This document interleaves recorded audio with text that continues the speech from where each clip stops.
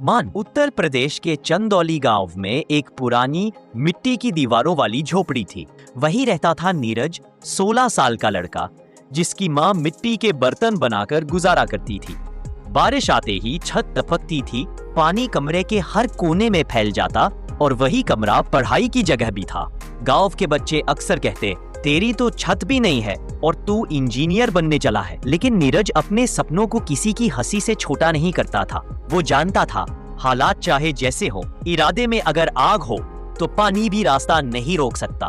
एक दिन गांव के सरकारी स्कूल में एक सूचना आई। सरकार की तरफ से प्रतिभाशाली बच्चों के लिए स्कॉलरशिप और फ्री IIT कोचिंग का अवसर। नीरज की आंखों में चमक आ गई। उसके भीतर एक आवाज आई, यही है मौका अपने सपनों को उड़ान देने का। लेकिन सुबह से शाम उसकी माँ ने थके हुए हाथों से उसे पुकारा, मैं एक बार मंडी जाना है, बर्तन बेचने में मदद कर देना। नीरज कुछ नहीं बोला। मन में सवाल था, क्या एक बर्तन बनाने वाली माँ की औलाद नीट एग्जाम फोड़कर शहर के सबसे बड़े मेडिकल कॉलेज में अपने सपनों की उड़ान भरने जा सकती है? रात भर नींद नहीं आई।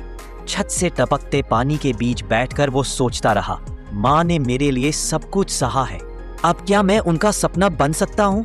अगले दिन स्कूल में नए गणित शिक्षक आए, राहुल सर। उन्होंने जब नीरज की कॉपी देखी तो बोले, तुम में वो चमक है जो लाखों में होती है, तुम टेस्ट दो, मैं तुम्हें खुद पढ़ाऊंगा। ये पहली बार था जब किसी ने उस पर विश्वास किया। नीरज ने स्कॉलरशिप एग्जाम दिया।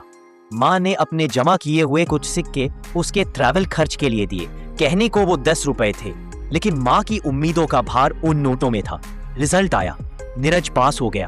अब उसे बनारस जाना था फ्री कोचिंग के लिए। शहर में आकर उसे असल जंग का एहसास हुआ। क्लास के बाकी बच्चों के पास लैपटॉप, ब्रांडेड किताबें, ऑनलाइन टेस्ट सीरीज थी और उसके पास एक पुराना झूला, माँ की लिखी एक चिट्ठी और अटूट जिद। रात को वह स्टेशन की सीढ़ियों पर बैठकर पढ़ता, दिन में कोचिंग में नोट्स बनाता। कई बार भूखा सोया, कई बार खुद से लड़ा, क्या मैं वाकई इस भीड़ में टिक सकता हूँ? लेकिन हर बार उसे माँ की मिट्टी लगे हाथ याद आते। जिन हाथों ने बर्तन बनाए, उन्हीं हाथों ने मुझे गढ़ा है। 12 सबसे बड़ी परीक्षा। दिन हॉल में बैठा नीरज एकदम शांत था। हर सवाल के साथ उसे माँ की आंखें दिखती, वो आंखें जो कभी शिकायत नहीं करती, सिर्फ भरोसा करती हैं। परीक्षा देने के बाद वो मुस्कुरा रहा था, क्योंकि उसने हार नहीं मानी थी। 8 इनाम आया, EIR 147। नीरज को सरकारी मेडिकल कॉलेज में सीट मिल गई। गांव में ढोला नगाड़े नहीं बजे, लेकिन माँ की आंखों से निकले आंसू हर शंखनाद से ऊंचे थे। उसने सबसे पहले एक पक्का घर बनवाया, जिसकी छत न कभी टपकी न हौसले। MBBS के बाद जब वो डॉक्टर बना तो अपने गांव के पास ही एक फ्री क्लिनिक खोला। हर उस बच्चे को गले लगाया जो मिट्टी में पैदा हुआ, लेकिन आसमान को देखना जानता था। अब वो क्लास में बच्चों से कहता है, मैं उस औरत का बेटा हूँ जो मिट्टी से बर्तन बनाती थी और उसने मुझे इंसान बना दिया।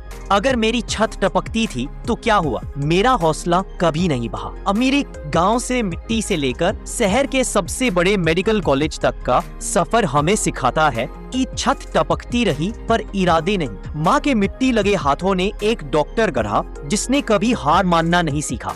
नेवर गिव अप, क्योंकि सपना गरीब नहीं होता, सिर्फ मेहनत मांगता है।